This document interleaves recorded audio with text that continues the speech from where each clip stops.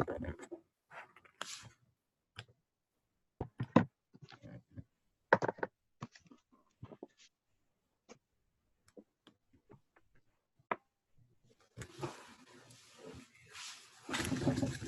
hello. Hello. Hi. I'll give everybody just a minute to log in. Get my PowerPoint ready.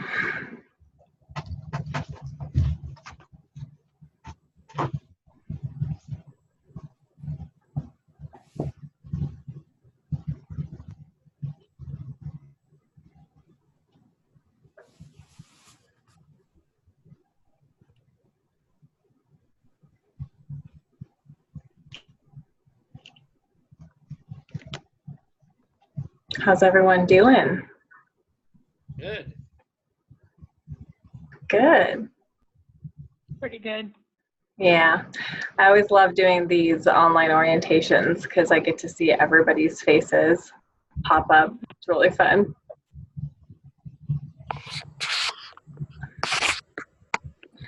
So just so you guys know, all of the online orientations are just going to automatically record. So I'm going to share my screen with you guys. So the recording mostly will just be the PowerPoint, but we'll do like Q&A, and you guys are welcome to use your video and unmute yourself during that time, but you will be on the recording, just so you're aware.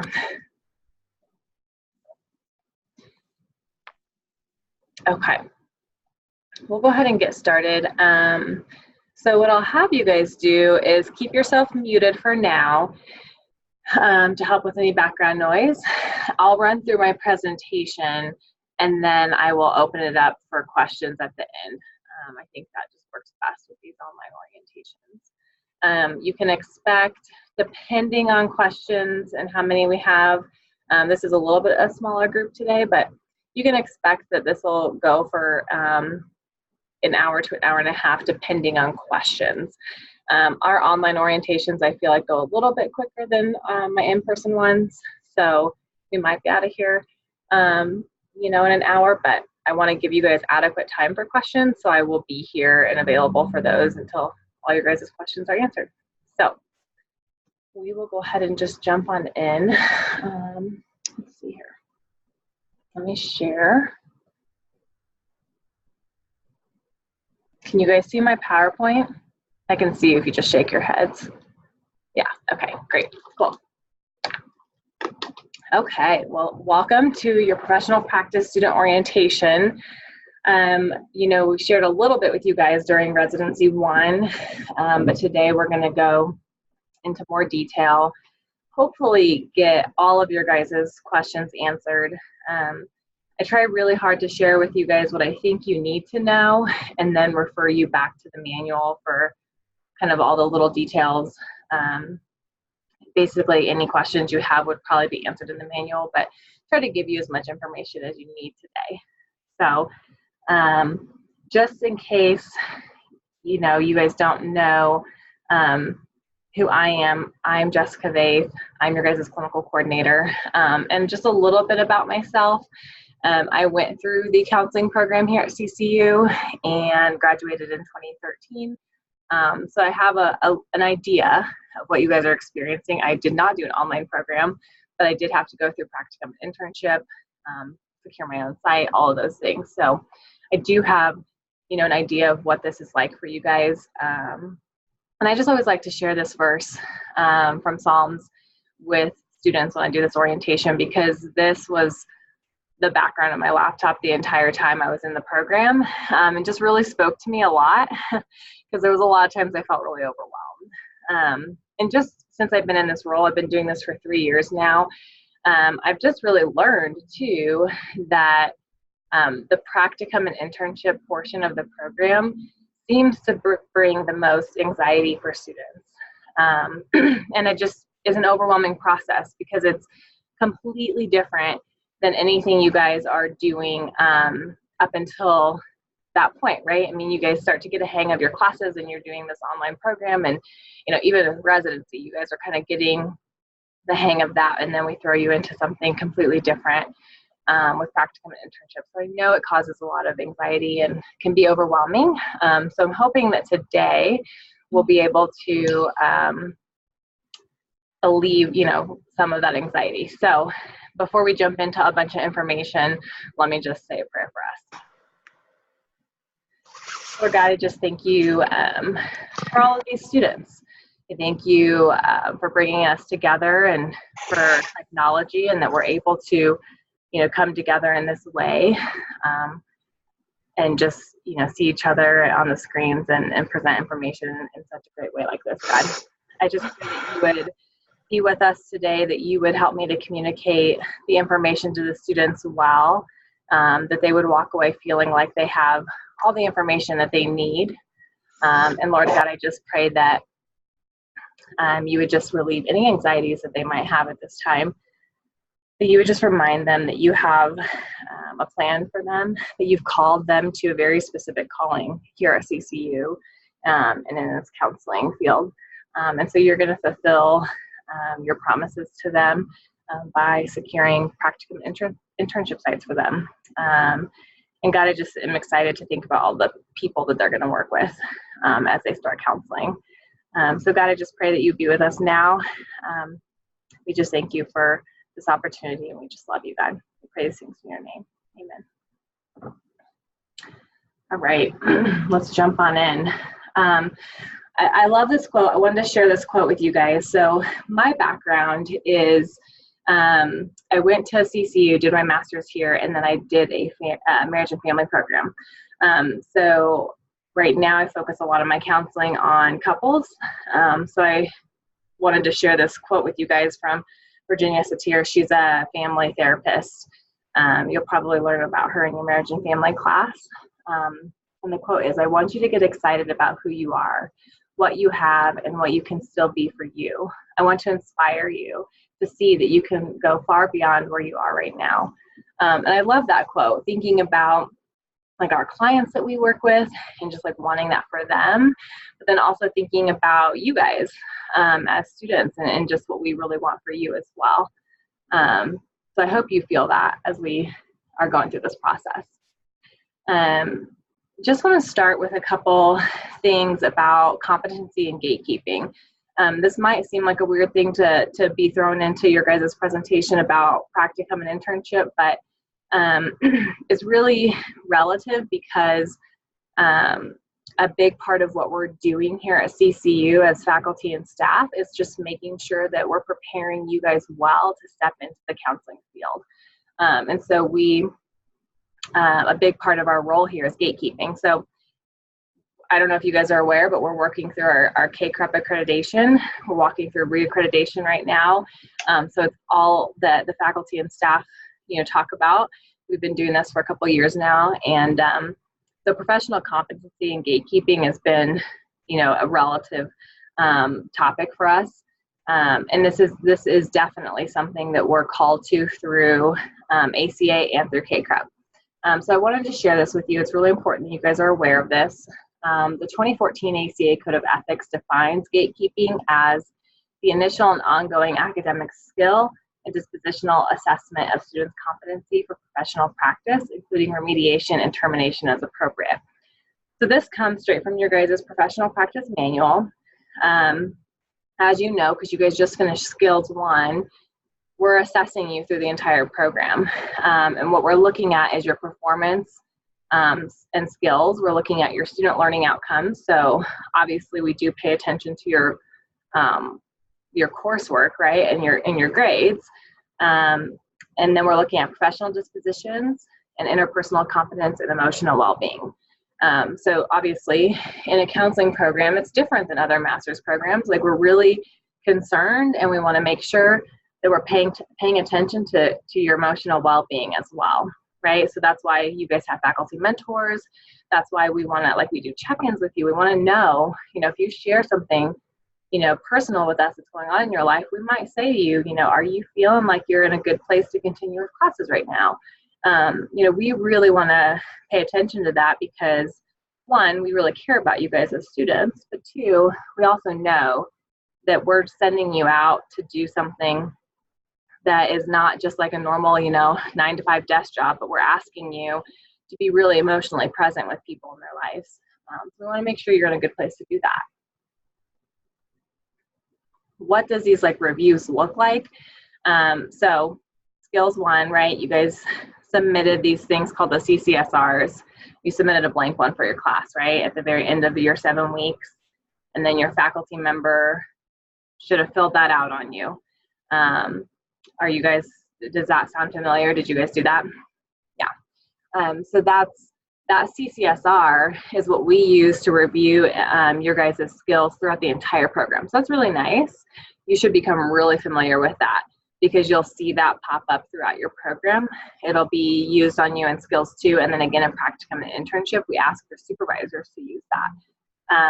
So that's one way that we're assessing you. Those are kind of the more formal assessments that are happening. And then just to kind of like break that down a little bit, if you guys haven't had a chance to review it, please do. But we're looking at, 2 different areas.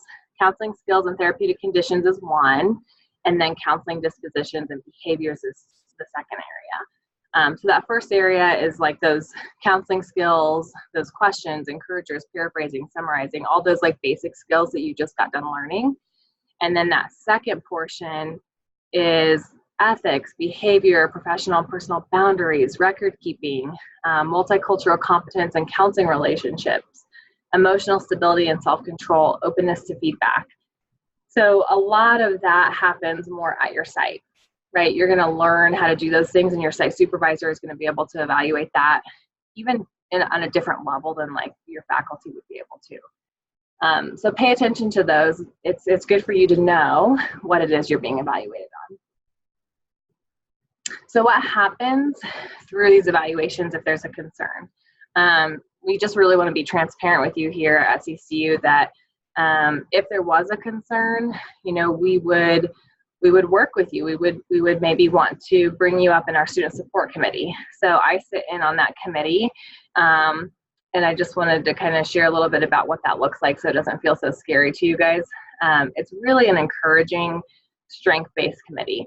So if a faculty member or a staff member has any sort of concern about you, they would bring that to the committee. We would talk about that, and we would figure out, okay, well, what can we do now to help the student succeed? How can we put them on a growth plan that is going to just really hone in on whatever it is, that skill that they're needing help with, or that professional behavior that they're needing help with. So that's kind of what that student support committee looks like. It's a place to help you succeed because we want you to succeed. We want you to do well in the program and to graduate and to go on to be counselors in your place of residence. But if there was like an issue, then we are very transparent with you from the beginning that we could decide to like either hold you back from practicum and internship or possibly have to remove you from the program, which is really rare that happens. So now that we got all that fun stuff out of the way, let's talk more about professional practice. So this is a professional practice orientation. And you're probably like, what in the world? I thought this was practicum and internship, but those are the same thing. And so you're going to hear us kind of interchange those. KCREP refers to practicum and internship as the professional practice experience. So you will hear us referring to the entire experience as the professional practice experience. And then you'll also hear us talking specifically about practicum and then internship. So we're going to talk about those both today so you can have a better understanding of what those are, why are they different, how are they the same. But here's the definition that KCREP gives us for professional practice. It includes practicum and internship, provides for the application of theory and the development of counseling skills under supervision. These experiences will provide opportunities for students to counsel clients who represent the ethnic and demographic diversity of their community. So this will be you out in the field, actually counseling real people under supervision. So you guys saw this at Residency 1, right? This is kind of your timeline through your program. At the time you were here at this red dot, but now you're here. you've moved forward. You guys are in your coursework.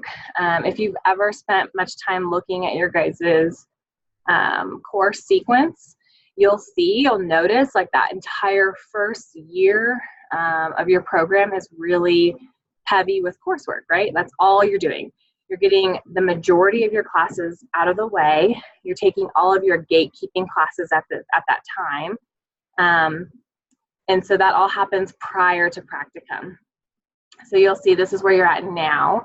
This next step here is kind of going to be all your prereqs that you need to do, which is what we're going to talk about here in a second. And then we're trying to get you to this practicum spot. So let's talk about practicum. So again, remember, you have your professional practice experience and it's split up into practicum and internship. The practicum happens first. It's your first clinical experience with clients while you're here in the program.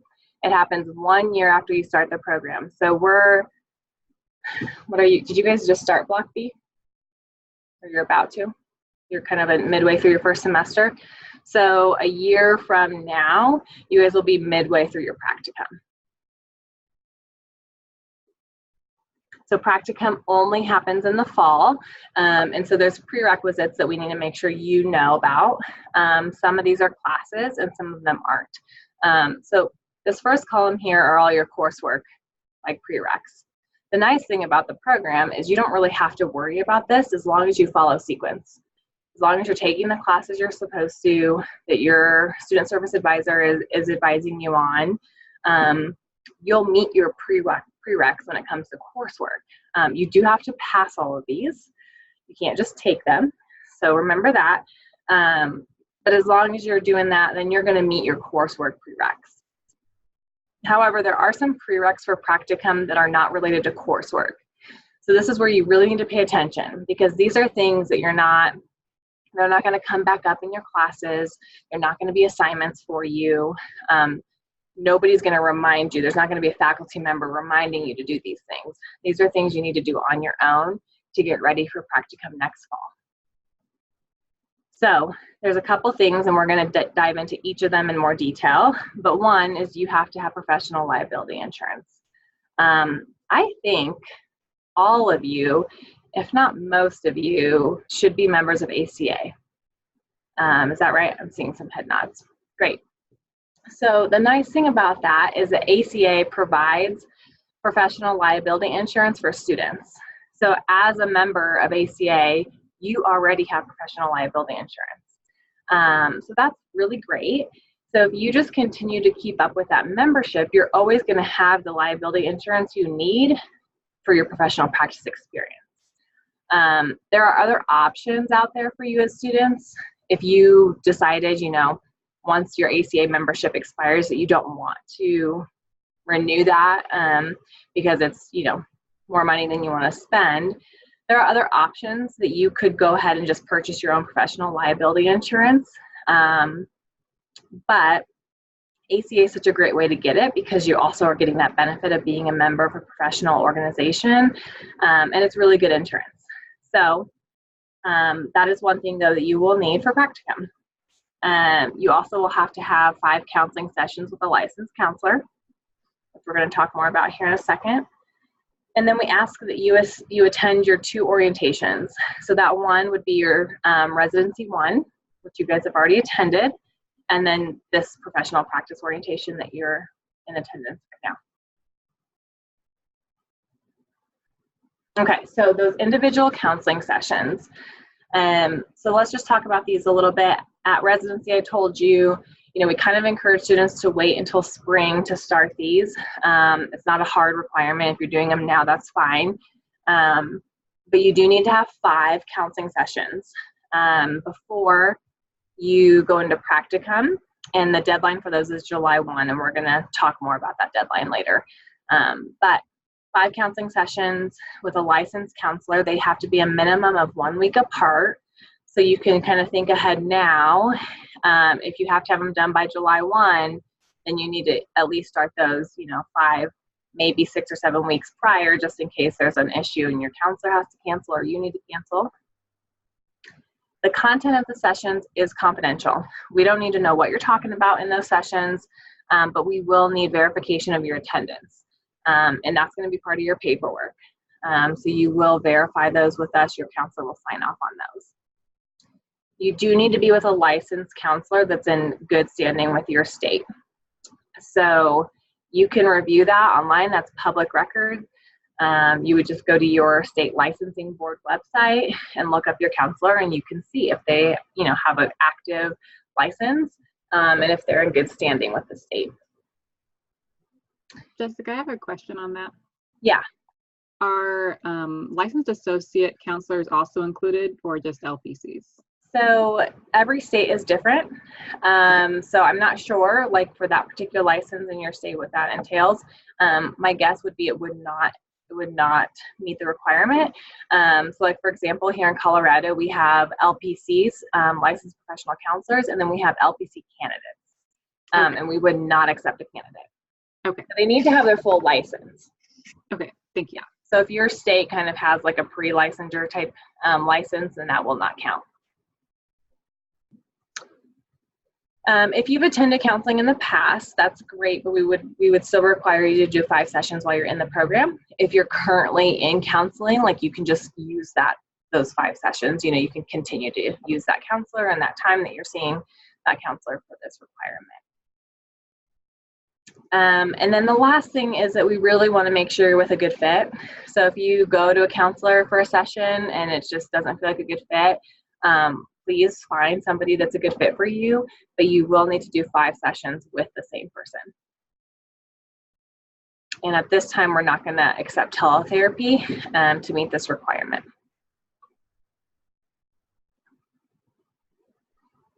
So one of the other requirements we talked about was your professional liability insurance. So this is good for you to pay attention to if you're thinking, I'm not going to use my ACA insurance and I'm going to go purchase it somewhere else. You are required to purchase liability coverage in the amount of $1 million to $3 million annually. So your ACA liability insurance covers this. It meets this requirement. And you do need to have this active insurance on file with us the entire time you're in your practicum and internship. So the entire professional practice experience, you need to have coverage, and we need to have a copy of it on file. If for whatever reason there's a lapse in your coverage, you won't be able to count whatever hours you accumulate during that lapse. So it's really important. You don't want to miss out on any hours. Not to mention, it's just really important that you have this coverage as a student. So there's more information about professional liability insurance in your manual. Like I said, if you're going to stay with ACA, then you really don't have anything to worry about because they already meet all these requirements. Okay, so let's talk more in detail about what practicum looks like. Like I said before, it happens in your fall semester. So it'll be fall 2020 when you guys are in practicum. We only offer practicum in the fall. So that's important for you to know. If you were to step out of sequence for some reason and you didn't take all your classes you needed, it does change when you take practicum then. And you would work with your student service advisor to come up with a different degree plan. Because we only offered in the fall. So if you miss out, then you are delayed a year when it comes to the professional practice experience. So like every other class, this is a class. This is, it has a code, CSL 514. You actually register for a class. So you have your class portion, and then you also have your on-site portion that we're going to talk about. So there's kind of those different requirements. You're meeting an academic requirement, and then you're also, part of that is doing things in the community. And so you'll register for a class. So you guys, as online students, you're not used to having like a specific day and time that you log into class every week, right? You guys have opportunities to do that in your classes, but it's not a requirement every week. When it comes to practicum and internship, it is a requirement.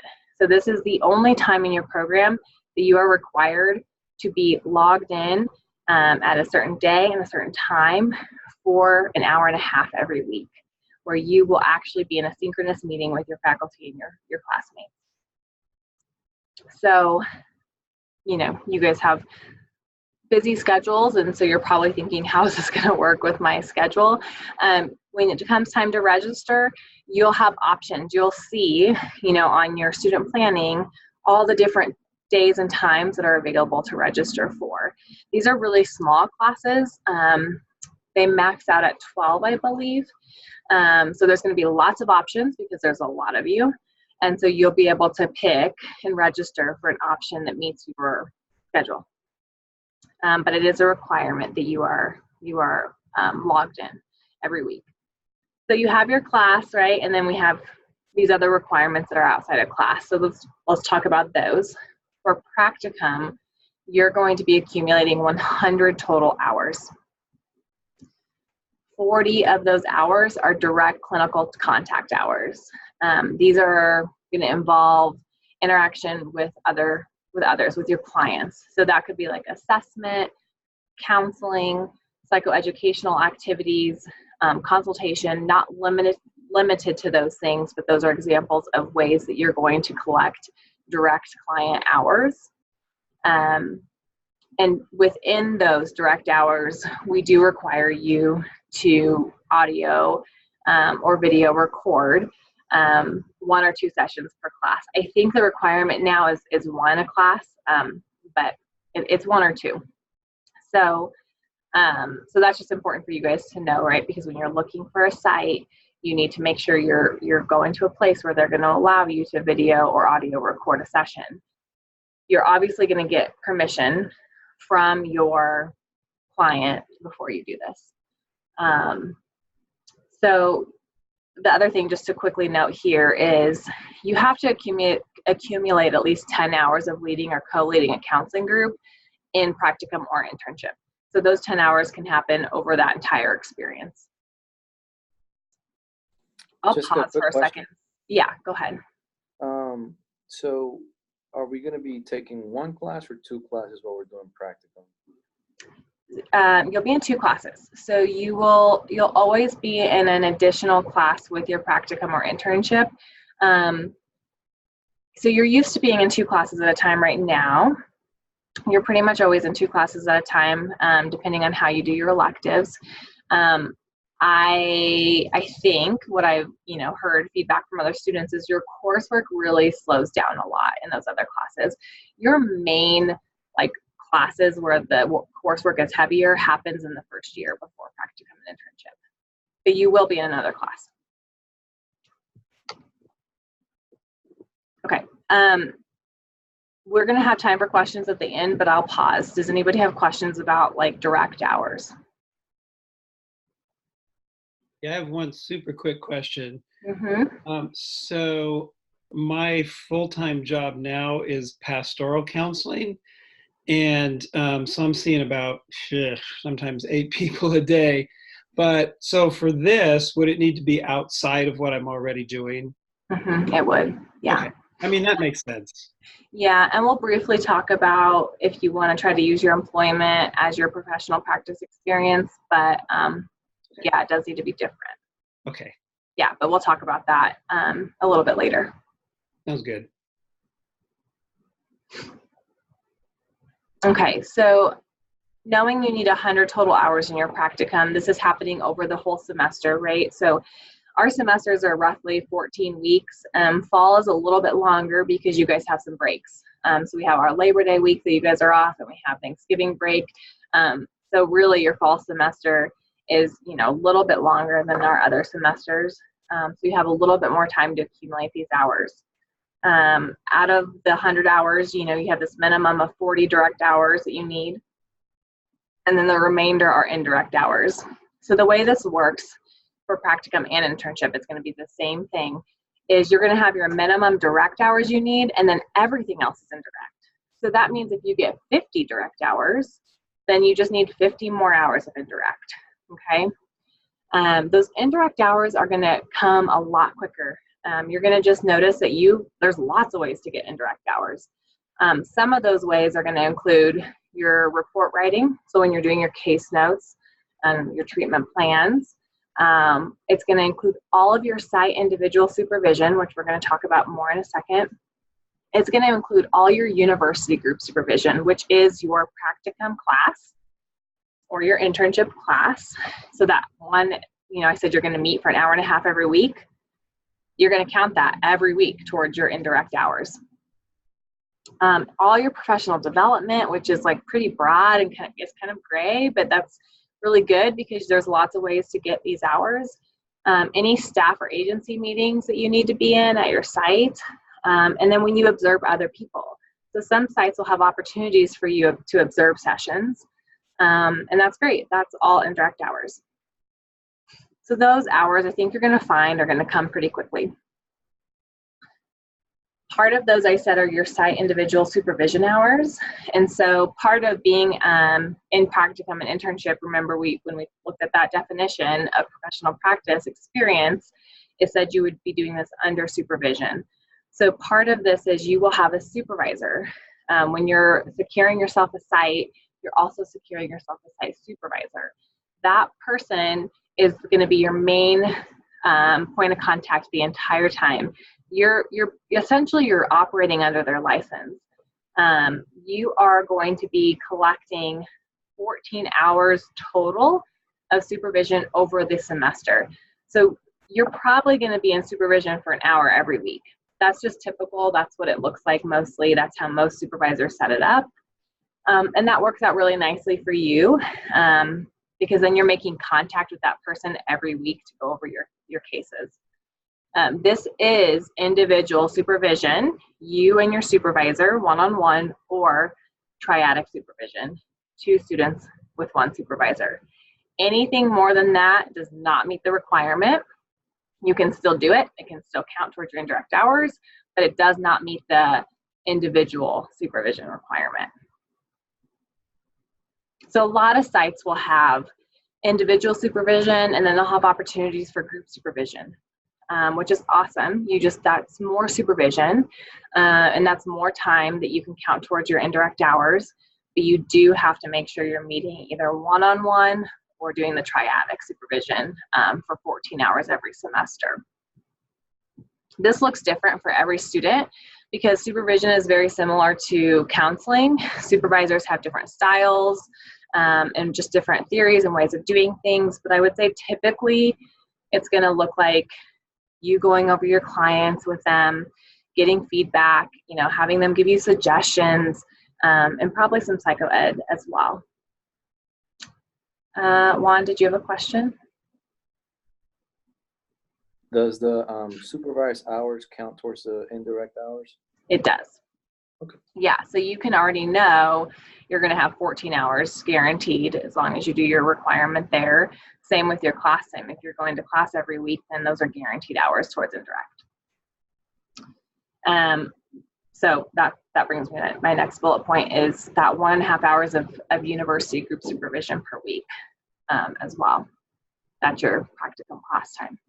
And that acts as supervision as well. You'll see those classes, it's not like a typical, lecture time. I'm sure your faculty members will have times where they have, education that they're bringing to you, but a lot of it is students presenting on cases.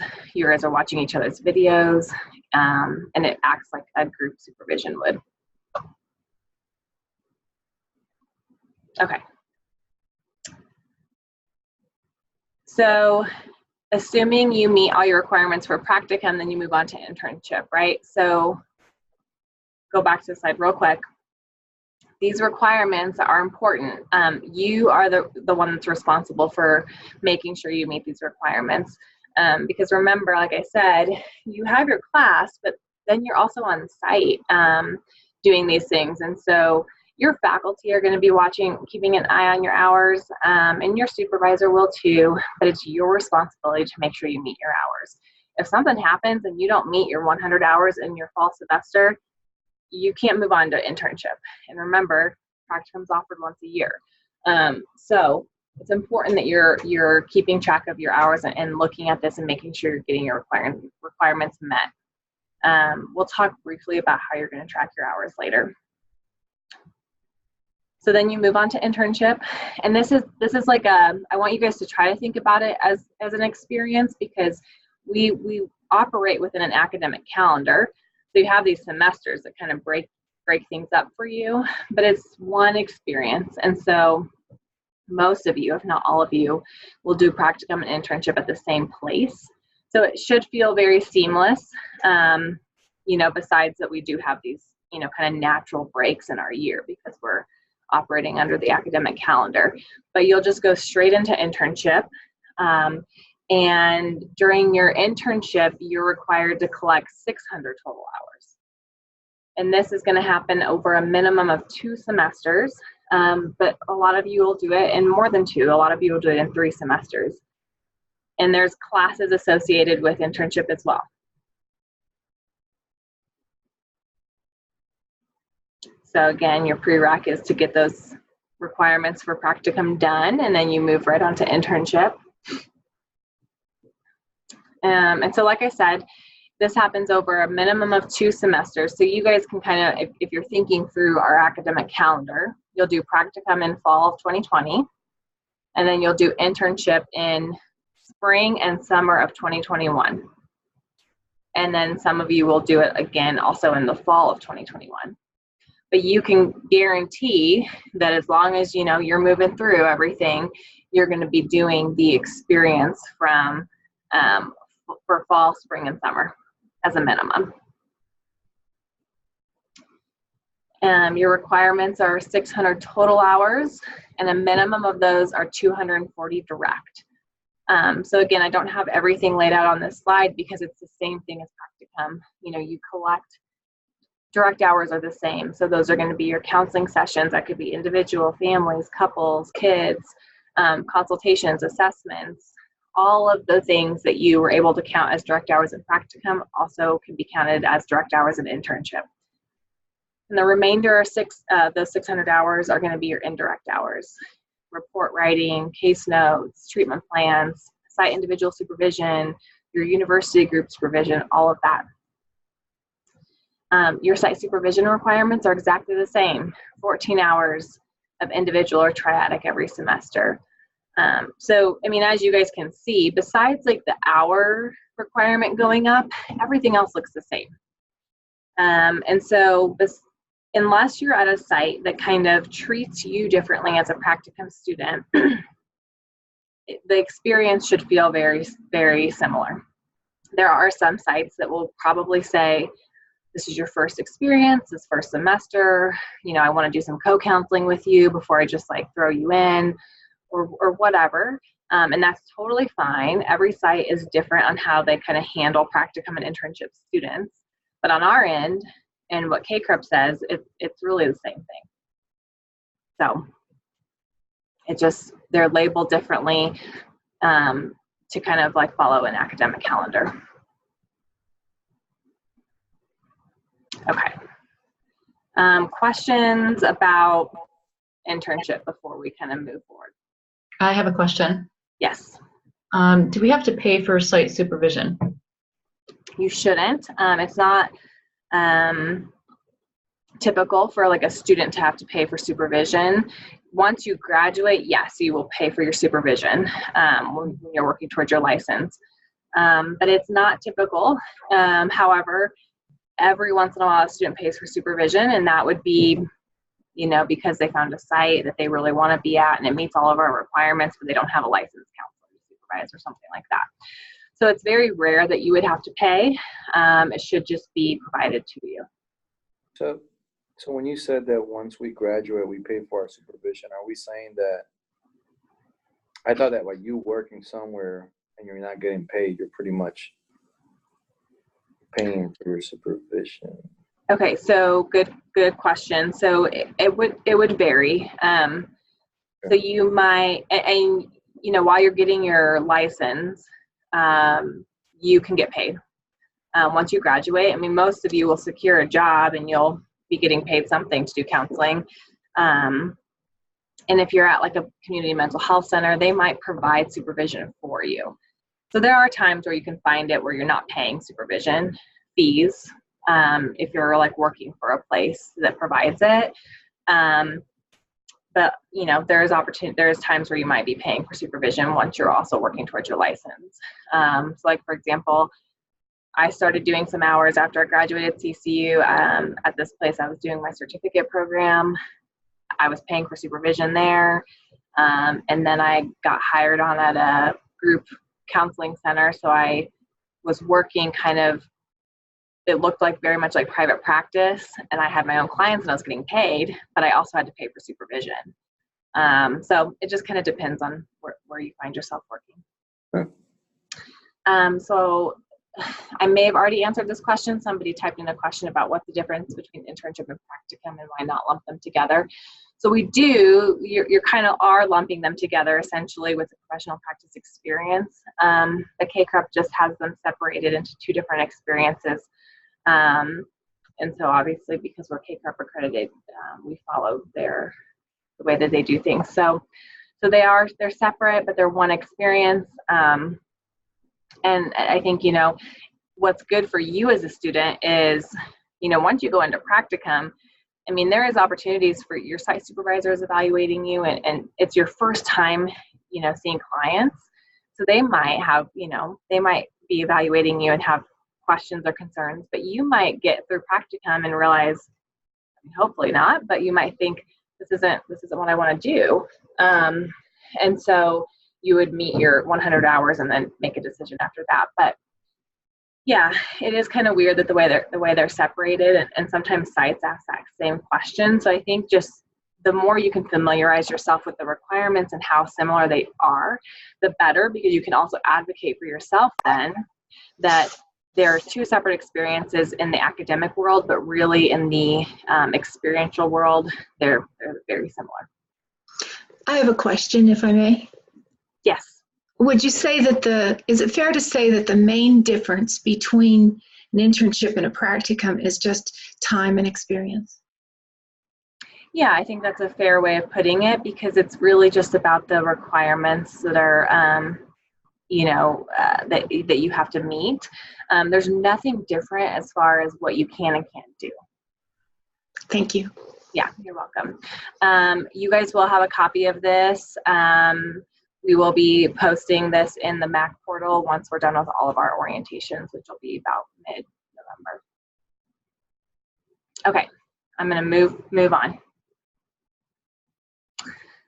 Quickly, I just want to touch on the attendance policy, because since you guys are online students who are not used to like signing in every week for a class, like a specific time, you do need to be aware that you will be held to an attendance policy.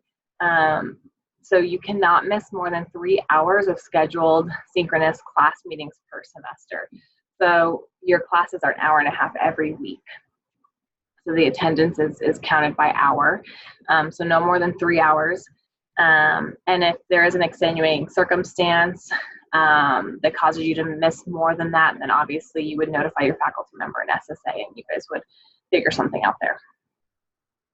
But that is important for you guys to know. If you miss more than 3 hours, it's an automatic fail. Okay, so searching for a site. I saw some questions come through in the chat about this, and I know this is a big question for you guys. So it is your responsibility to find and secure your own site. But there's some help and assistance along the way. So I would say at this point in your guys' program, after you've had your orientation, you could start doing some just very basic searching, like online Google searches, like mental health services in my area. Just start making lists of like what is available in the mental health world. What kind of like community mental health centers are there? Are there hospitals? Are there inpatient or outpatient services? I think just like starting to make a list and being familiar with what is available in your area is probably where I would suggest you start now. And then once we get to January, that's when I would say it's time to start contacting sites. So this looks different for every site. Unfortunately, it's like not as streamlined as we would like it to be. Every site is so different on how they do things. So I would just say you need to be looking on their website. Some sites are going to have like information for students and interns. And it's going to be like really nicely laid out, and it's going to say, here's whenever we, accept applications, or we want you to send resumes by this time, and we do interviews on these days. And then others are not going to have anything posted. So if there is a protocol, please follow the protocol. If it says, please only email us, then do not call them. But if there's no protocol, then, it is totally acceptable to reach out to a site, give them a call, try to get a hold of somebody, ask them, do you guys take interns for Masters of Arts in Counseling programs? The nice thing about it is that a lot of these places that are offering especially low cost or free counseling services, they need interns. That's how they do what they do. So they need you, just like you need them. And so being able to reach out and start having conversations about, do you guys have internship programs for students who are in their Masters of Arts in Counseling program? That's not going to be a foreign question for them. The thing that I will say is you just have to really mentally prepare yourself for this, that this is not always an easy process, because you guys are calling places who are usually run by counselors, and counselors have not had training on, how to run a business or anything like that. And they're seeing clients throughout the day, and they're really busy, and they need you and they want you, but they also don't always have a lot of time to communicate with you. And so just manage your expectations and be really patient.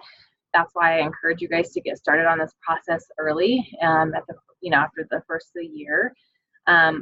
Most places are used to kind of taking students in the fall.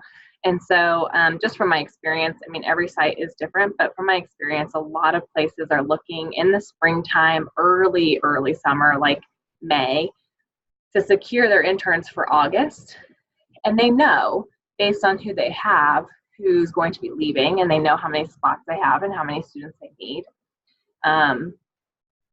So just be patient with this process, but, get organized and treat this very much like a job search, because that is what it's going to be for you guys. Network with your peers, your faculty members, churches, ask around, ask your counselor, where do you refer clients to when they need, higher level of care? Those are the places you're going to want to be calling. I have a question. Yes. So some of them, it sounds silly. No, well, it doesn't sound silly, but some of them require like resumes. What do we put our previous experience, which was outside of counseling, and then we put classes? That kind of seems, I don't really know because that's kind of the thing is, that's my first step is like, oh, if they ask for a resume, well, mine's outdated and I've been a student for years now. Right. Yeah, that's a good question. This comes up every year for students. I wouldn't put a ton of pressure on yourself to, have this like resume with all this counseling experience that you don't have, right? So they know that. You're a student, so they are probably going to expect that. So just keep your resume up to date. Maybe you tailor it a little bit to just, have an objective or something at the top that says you're a counseling student. You could put some of your classes you've taken, but I don't really think it's necessary. I have a thought on that, if I may. Possibly experience outside of the counseling field could be helpful in counseling. I have a legal background, and so sometimes those can be helpful as well. Right. Well, any volunteering you guys have done, anything that would be just could kind of fit in the maybe under the umbrella. It's not direct counseling, but you're using your skills. Feel free to put that stuff in there. And then, some of them will require a cover letter. Most of them probably won't, but you can always add a cover letter. And just that gives you an opportunity to talk about, where you're at in your program.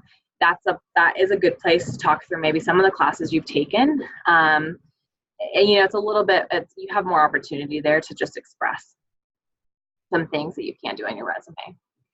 But yeah, it's a good question. It comes up every year. And I just have learned from sites and supervisors that a lot of them want your resume, but they also know that your experience is going to be limited. like interview? I'm Is sorry. Does they conduct like an interview of sorts, and that's how it goes through? Yep. So most of them are going to have you come in for an interview. I would say like most, if not all of them, will do some sort of interview. Okay, so this is for you guys who are thinking, okay, I have this employment and it kind of is a mental health employment, and can I make this into my professional practice in some way? So I'll touch this briefly, and then if you are thinking this is going to be you, then please reach out to me and we'll talk further. So if you are thinking I want to try to do this, there's some requirements that ACA has put out there, and we call them the 3 2s. So you would need to have 2 separate supervisors. So it'd be a supervisor for your employment and then a different supervisor for your practicum and internship experience. 2 separate roles. So that kind of fits into, Dan, what you were saying. If you're doing pastoral counseling, you know, for employment, you can't do that for practicum and internship. And then 2 separate locations. So this works out for students every year. You know, we have a handful that do this every year. Usually kind of it's one of those things where they work for like a big mental health hospital or something, and they do billing. And then they're going to do their internship there. So they don't do counseling for their job. They do something more administrative, or like a place that has multiple campuses, things like that. So it does work out for some students, and there's additional paperwork involved. So if this is something you think you might want to try to pursue, just reach out to me individually and we'll talk through the details of that one-on-one. Okay, so to kind of circle back to site individual supervision, part of the process of getting a site approved is we also are approving your supervisor. So we're going to ask that you, and I'll talk more about paperwork in a second, but we're going to ask that you're requesting their resume and a copy of their license, their counseling license. So those things are going to turn into us here at CCU. And I would ask, just the same way I kind of encourage you guys to look up your counselor on your guys' state licensing board website, do the same thing with a supervisor. Make sure that they have a current license and that's active and that they're in good standing. You'll be able to see if there's been some sort of grievance on their license. You might want to know what that is and if it is anything relevant to supervision. When we process your paperwork, we do this, but it's really good practice for you to do it as well. And it would be helpful too, because there's, like 270 of you guys will be doing practicum next fall. So anything you guys can be doing on your end to check this out would be helpful. This third bullet point is kind of, these are the requirements for a supervisor. We can't just tell you what licenses are good because every state is different, as you know. And so KCREP says that they need to have a minimum of a master's degree in counseling or related profession, that they need to have a relevant license, and that they need a minimum of 2 years of professional experience in the specialty area in which you're enrolled. So that would be counseling. They need to have knowledge of the program expectation requirements and evaluation procedures, which you're going to give them that. I'm going to give them that. Like, they're going to cover that one for you. And then they need to have relevant training in counseling supervision. So not all states require training for supervisors. And so KCREP requires that, and we offer that. So we require all of our supervisors, no matter how long they've been doing this, no matter how much training they have, to go through a training with CCU. So these are the requirements. This is going to all be on your paperwork. So you don't have to have this memorized necessarily. But like I said, we can't just tell you, like, these are the licenses that work, because every state is different. Just a couple of questions. How long is the training for the supervisor? Do we know that? It is very short and minimal. It's like 60. Is it just the video they mentioned once? Yep, it's like a 60-minute video. Mm-hmm. Okay, and then if there has been a grievance filed, given that anyone can file a grievance against anyone, right? Mm-hmm. Is that a disqualifier?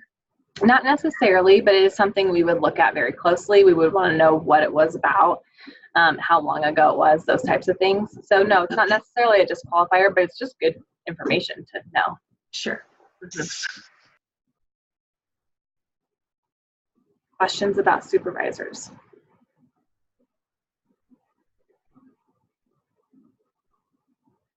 Okay.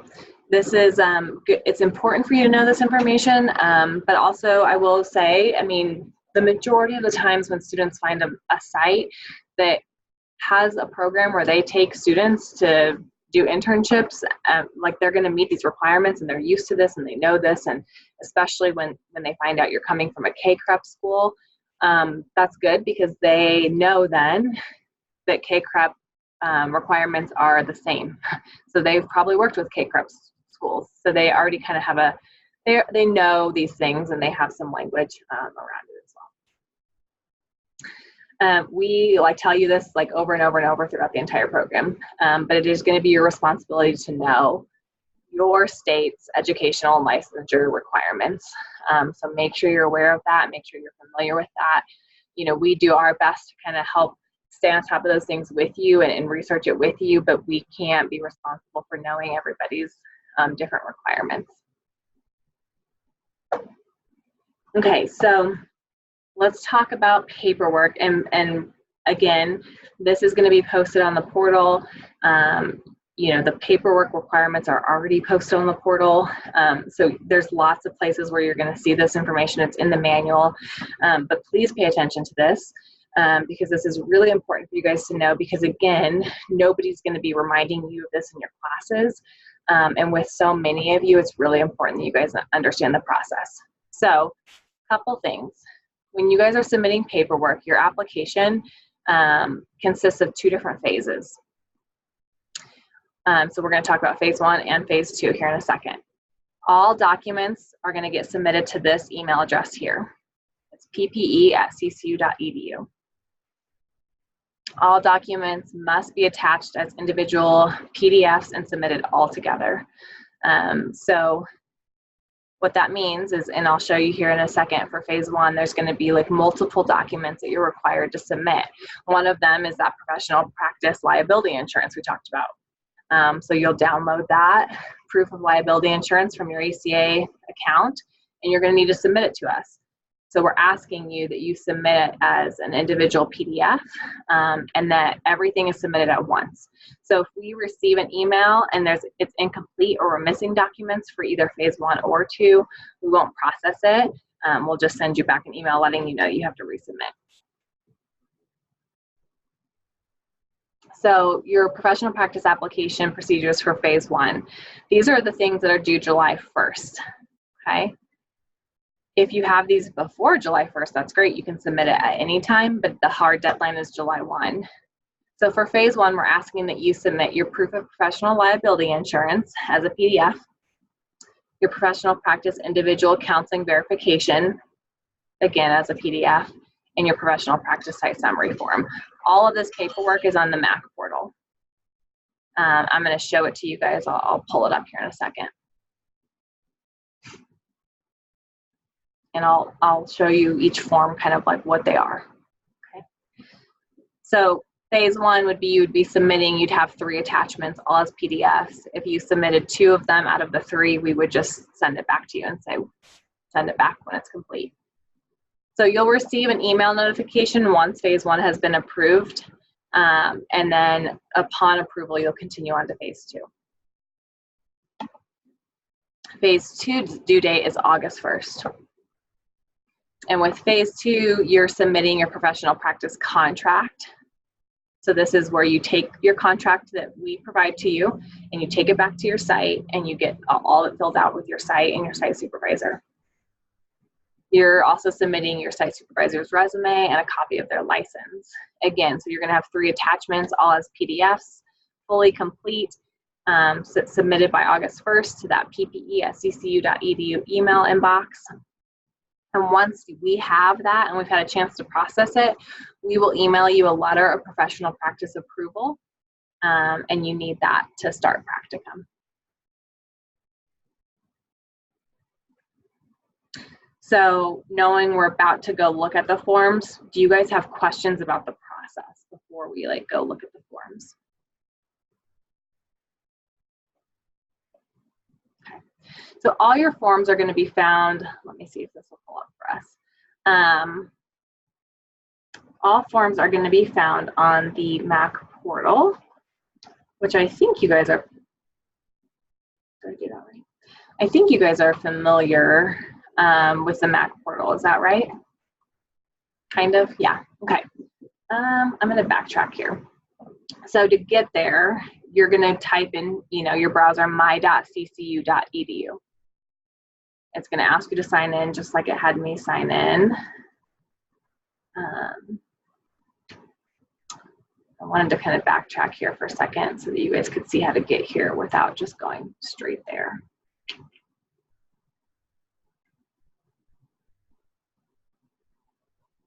You can still just see the PowerPoint.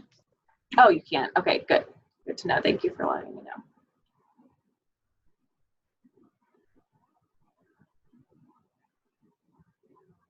Okay, 1 second and I will share my screen.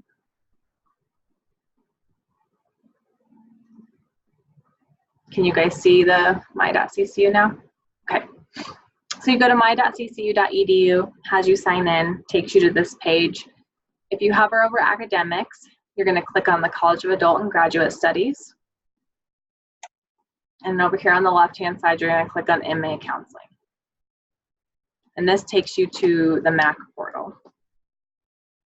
It's good to be familiar with this page because there are a lot of things that are housed here. If we scroll down, give it a second to load, you'll see over here is your guys' student service advisor information. There's just like useful web links here that we post. And then once this loads, it'll kind of load here as tabs. There's documents, there's a documents tab, and our program coordinator, Emily Hash, she posts different things here all the time. You guys can already see your guys' course progressions are here. The program handbook is here. So there's going to be just like different useful documents for you.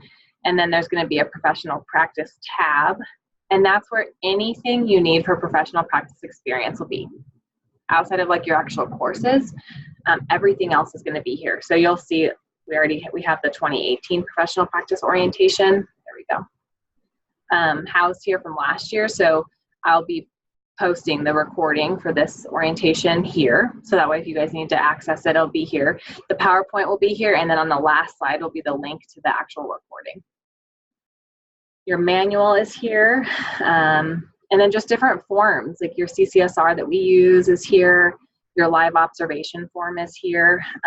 So this is if for whatever reason you can't get a video or audio recording, your guys' like third option is a live observation. Not what we would prefer, because as you guys already know, because you've been recording yourselves, there's a lot of benefit in the recording.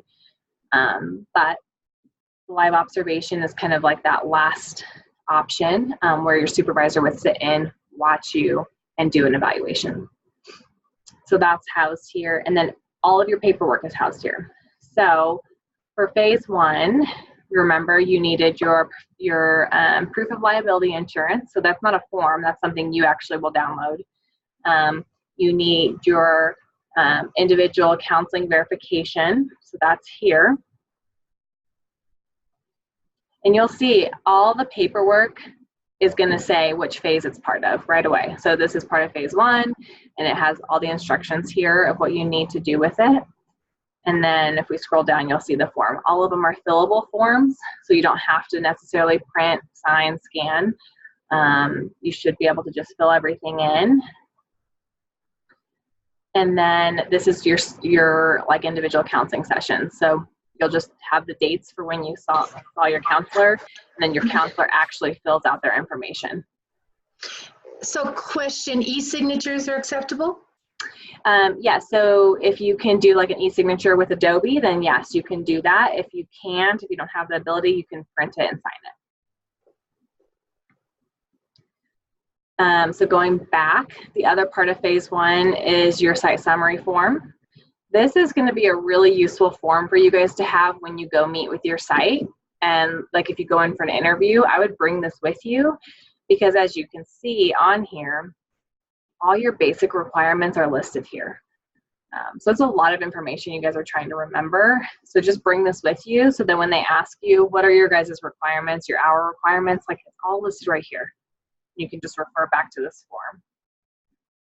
This is the form we use to approve a site. So if you want 2 sites, then you're going to submit 2 site summary forms. And if you scroll down to page 2, it's site supervisor information. And again, your requirements for your supervisor are listed here. So everything's really is like right in front of you. So if you forget something, it should be right there. So those are part of phase 1. And then for phase 2, you'll submit your contract and then your site supervisor's resume and license. The contract is here. It's a 4-page document. It's pretty extensive. So I would encourage you to read through it before you bring it to your site supervisor to sign. The first 2 pages are going to be all requirements, and then page 3 and 4 are going to be where you actually fill some things in with your site and your site supervisor. So that's kind of what it looks like. If we were to get a form and there was some things missing, we'll just send it back to you and ask you guys to complete it fully. Questions about paperwork before we move on? Not necessarily about paperwork, but do you recommend that we interview with multiple sites? Yeah, I would. There's not necessarily like a magic number, but I think you guys really need to give yourself options.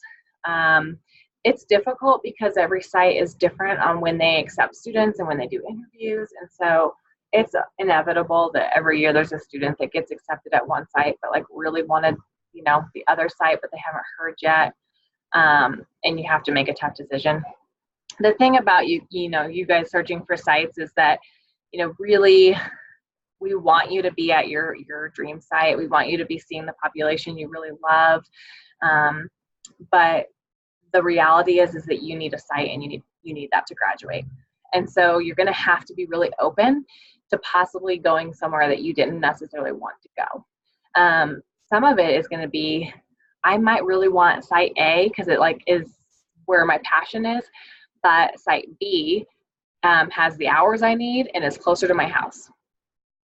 And some of that is what you guys are going to have to look at because you're really busy and you work and you have families and you have a lot on your plate. And so some of it's going to also be like, what is most convenient for me? What is going to be, what's going to be open in the evenings and weekends because that's the only time I have. So you're going to have to look at that too. When I was going through this, I worked full time. And so I had to find a place that I could do Friday nights and Saturdays. And that was just kind of the reality.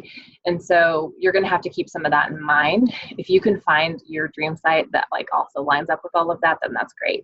But just be really open to the process because you might feel like, I don't want to work with kids.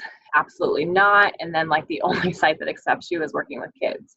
And so you are going to have to be open to that. And then you might realize during the process that you still never want to work with kids. Or you might realize I love working with kids.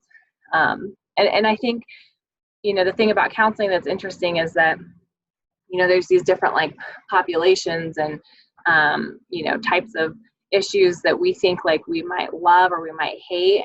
But once we're in the counseling room, it feels different.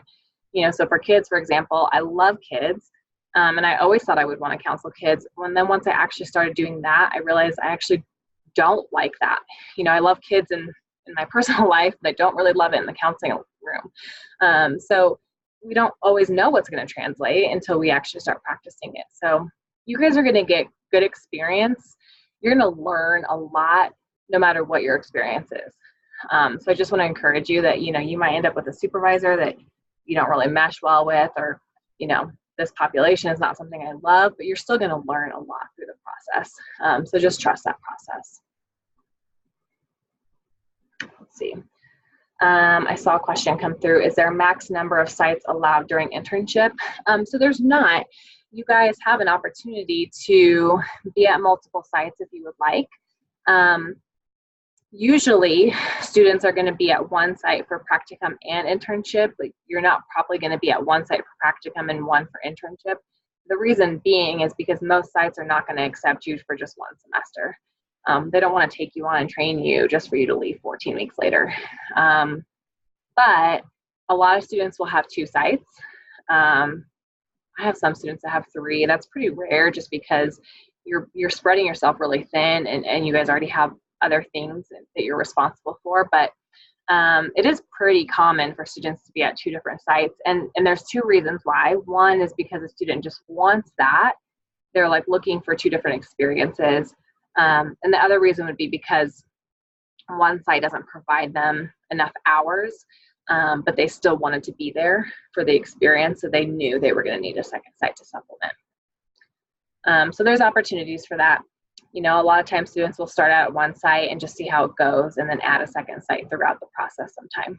So there's opportunities for that too. Once you guys start, you know, you're not locked in as far as like, I can't ever add a site. There's opportunities to add sites. You can add sites when, you know, whenever you need to. But you are locked into a contract once you sign a contract. So we would really ask that you take that very seriously. If you were going to have to break a contract, there has to be some pretty good reasons why you would need to do that. So keep that in mind as well. I'm going to move us forward, and then I'll open it up for questions again at the end. I'm not going to spend a lot of time here. You guys can see my PowerPoint, right? Okay. I don't want to spend a ton of time here, but I do want you guys just to know we utilize a system called Time to Track. It's an online tracking system that allows you to track all of your professional practice hours. You guys pay for it in your fees, so you'll get access to it once you're in practicum, and you will have access to it. Your site supervisor gets access to it for free, and then your faculty member has access to it, and then so do we. So your logging hours, your site supervisor is on there approving hours, your faculty member is verifying them. So it's a nice system in that way. And so you're just going to keep track of everything there, and it's all electronic signatures.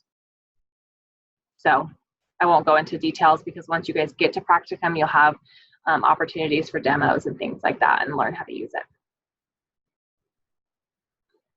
Okay, so all your information is found in your professional practice manual. But I want to just open it up for some questions. I have one more thing I want to do with you guys before we close, but let's do questions first. So what questions do you guys have? We're on track to graduate for 2021, or? Yes. Mm-hmm. Okay. And so if I wind up needing to move to like take my practicum, not this upcoming August, but the August after that, I would then graduate December 2022. But could I take the classes in the could I take the classes in the fall that I would be taking alongside the practicum, so that when I eventually take practicum, it'll just be that? Mm-hmm. Yep. So Okay. I want to just give you like a blanket yes, but you need to reach out to your student service advisor. Okay. They would know more of the ins and outs of like credit hours and if you're on financial aid or anything like that. Mm-hmm. So reach out to them, and they can help you with like an alternative degree plan if that's what you need. Okay. Thank you.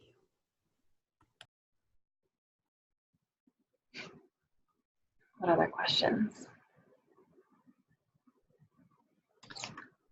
You had mentioned the faculty mentor, and I have not been able to find where to locate that, like where it's logged.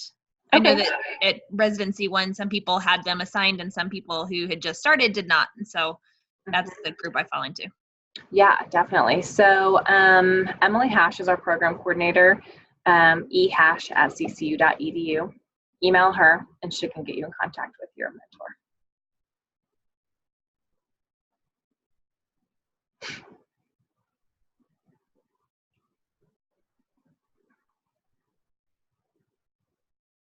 Okay, I know you guys will have more questions, and that's okay. You can absolutely email questions, call me, we can set up Zoom appointments, whatever you guys need. So yeah, and review you guys' professional practice manual, because everything's in there as well. Okay, so the last thing I like to do with the students during orientation is read you guys a little bit from the Velveteen Rabbit. I took a play therapy class in my postgraduate program And my professor read a little bit of this at the end of our class. And it always just really stuck out to me. It was pretty impactful. And so I'm going to read just a short little section of the book. And I just want you guys to take a second to like think about your clients that you're going to be working with and the process that they're going to be going through. And then just to also think about yourself, right? Because we say this to you all the time. And I know you hear Dr. Burkhart say, like, just trust the process, right? And it's like, what does that even mean? But you guys are going through this process while you're in the program. So I just want you to kind of think about yourself too as I'm reading this. And then we'll go ahead and close out. So, there once was a velveteen rabbit, and in the beginning he was really splendid. He was fat and bunchy as a rabbit should be. His coat was spotted brown and white. He had real thread whiskers, and his ears were lined with pink sateen. On Christmas morning, when he sat wedged in the top of the boy's stocking with a sprig of holly between his paws, the effect was charming. There were other things in the stocking, nuts and oranges and a toy engine and chocolate almonds and a clockwork mouse, but the rabbit was quite the best of all. For at least 2 hours, the boy loved him, and then aunts and uncles came to dinner, and there was a great rustling of tissue paper and unwrapping of parcels. And in the excitement of looking at all the new presents, the Velveteen Rabbit was forgotten. For a long time, he lived in a toy cupboard or on the nursery floor, and no one thought very much about him. He was naturally shy, and being only made of velveteen, some of the more expensive toys quite snubbed him. The mechanical toys were very superior and looked down upon everyone else. They were full of modern ideas and pretended that they were real. The model boat, who had lived through 2 seasons and lost most of his paint, caught the tone from them and never missed an opportunity of referring to his rigging in technical terms. The rabbit could not claim to be a model of anything, for he didn't know that real rabbits existed. He thought they were all stuffed with sawdust like himself, and he understood that sawdust was quite out of date and should never be mentioned in modern circles. Even Timothy, the jointed wooden lion, who was made by the disabled soldiers and should have had broader views, put on airs and pretended he was connected with government. Between them all, the poor little rabbit was made to feel himself very insignificant and commonplace, and the only person who was kind to him at all was the Skin Horse. The Skin Horse had lived longer in the nursery than any of the others. He was so old that his brown coat was bald in patches and showed the seams underneath, and most of the hairs in his tail had been pulled out to string bead necklaces. He was wise, for he had seen a long succession of mechanical toys arrive to Bosenswager, and by break their mainsprings and pass away. And he knew that they were only toys. It would never turn into anything else. For nursery magic is a very strange and wonderful, and only those playthings that are old and wise or experienced, like the Skin Horse, understand all about it. "What is real?" asked the rabbit one day when they were lying side by side near the nursery fender before Nana came to tidy the room. "Does it mean having things that buzz inside of you and a stick-out handle?" "Real isn't how you're made," said the Skin Horse. "It's a thing that happens to you. When a child loves you for a long, long time, not just to play with, but really loves you, then you become real." "Does it hurt?" asked the rabbit. "Sometimes," said the Skin Horse, for he was always truthful. "When you're real, you don't mind being hurt." "Does it happen all at once, like being wound up?" he asked, "or bit by bit?" "It doesn't happen all at once," said the Skin Horse. "You become. It takes a long time. That's why it doesn't often happen to people who break easily or have sharp edges or who have to be carefully kept. Generally, by the time you are real, most of your hair has been loved off and your eyes drop out and you get loose in the joints and very shabby. But these things don't matter at all, because once you're real, you can't be ugly except to the people who don't understand." So I just want to encourage you guys that at the same time as your clients are kind of becoming real, so to speak, so are you. So give yourself some grace. This program is intense. You probably will feel aches in your joints, and you will feel a little shabby, and you might even lose some hair. But I just want to encourage you guys that the process is so worth it. You guys have been called to a really privileged field. I believe that with my entire heart, and that counseling is such a privilege to sit in a room with somebody who doesn't share things with hardly anybody else but you and tells you things that they might not tell anybody else. I don't take that for granted at all. And I know you guys don't either. So I know that this is a lot. The entire program and this like professional practice experience can be really stressful. But remember, you guys are not alone. You have each other, but you have us too. So I really mean that. If you guys need anything, please do not hesitate to reach out. We want to be here to support you. We are praying for you guys all the time, but we're here as well. So email us, call us, let us know what you need. There's a lot of you, so have patience with us, but we're here and we want to walk alongside you during this process the best we can. So that is all I have for you guys today. Thank you. You are very welcome. Like I said, this will be posted on the MAC portal, but it won't be for a bit. We still have a few orientations to do. Thank you. Yeah. Thanks. Have a great rest of your day. Thank you. Bye. Thank you. Bye.